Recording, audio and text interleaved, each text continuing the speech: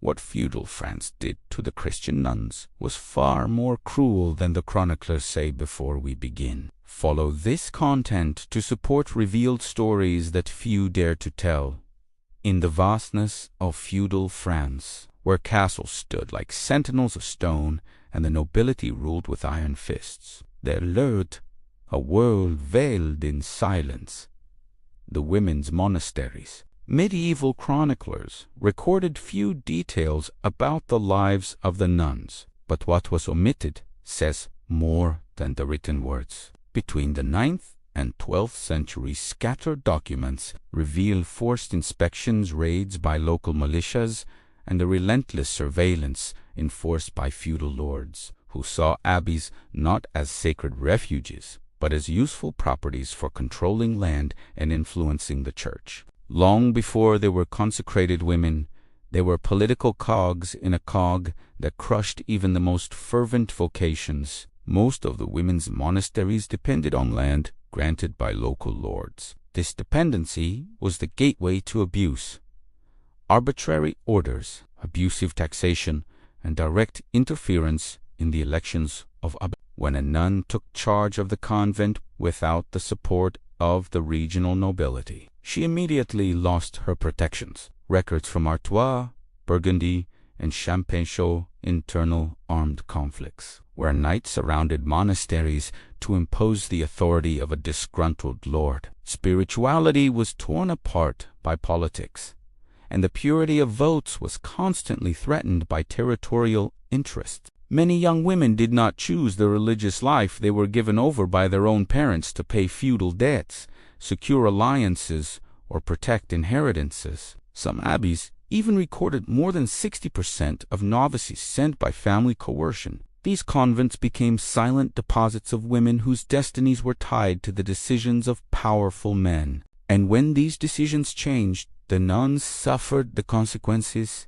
expulsions, forced transfers, and even smear campaigns to justify outside interventions. Behind the stone walls, a submission reigned that bore little resemblance to the spiritual freedom they sought. Although chroniclers described episcopal visits as simple assessments of morals and discipline, in practice many of them were legitimate invasions. Armed guards accompanied inspectors sent by bishops allied with the nobility. The nuns were interrogated, sometimes isolated, forced to report habits, friendships, and even internal disagreements. Information used by feudal lords to manipulate power within the region. There are records of inspections that lasted weeks, confiscating documents, goods, and even relics. These operations were veritable forced audits, designed to subject the abbeys to the absolute control of the feudal system. Littlies,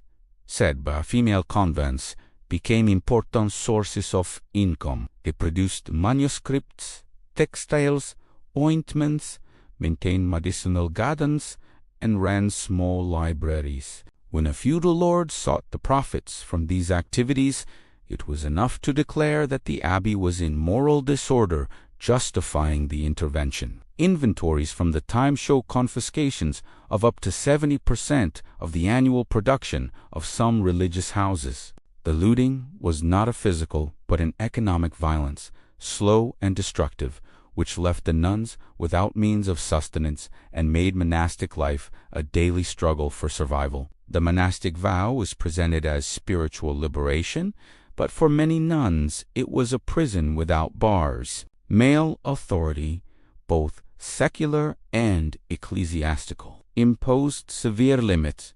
They could not move without permission. They could not manage their own property, and they were forbidden to challenge imposed decisions. In several regions, nuns who tried to appeal to the courts were punished with imprisonment, mandatory silence, and loss of privileges. Absolute obedience, idealized by religious texts, was used as a tool to subdue and silence voices that only wanted to live their faith in peace. During local conflicts, monasteries were strategic targets. Between the 10th and 13th centuries, dozens of women's abbeys were burned or temporarily converted into barracks. To feudal armies, defender or invader, nuns were not seen as sacred figures, but as fragile obstacles between them and essential supplies. Later reports report entire groups fleeing to nearby forests or hiding in underground crypts.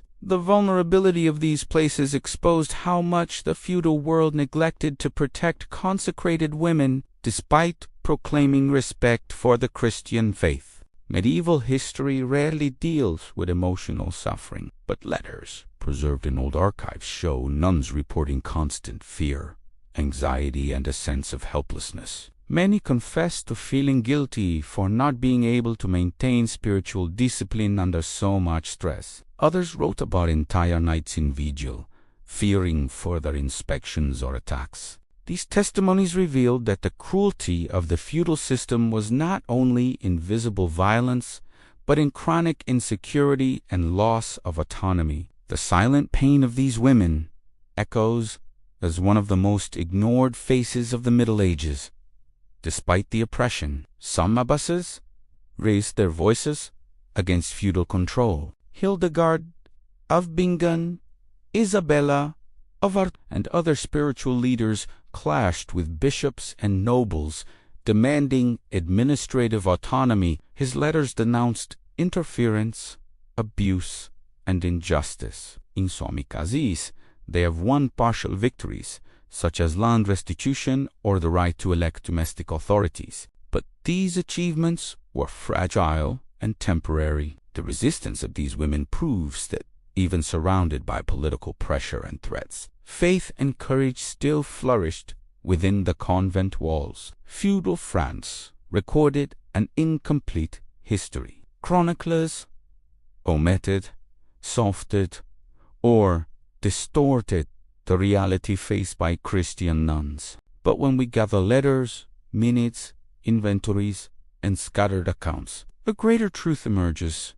These women were victims of a system that mixed faith, power, and ambition. Their suffering shaped later reforms, influenced religious debates, and left an invisible but decisive legacy for the history of the Church. Today, as we reveal these shadows, we honor not only their sacrifice, but their strength. Follow this channel so we can continue unraveling what history has tried to hide. If this story has opened your eyes, follow along to follow the next occult revelations of the Middle Ages.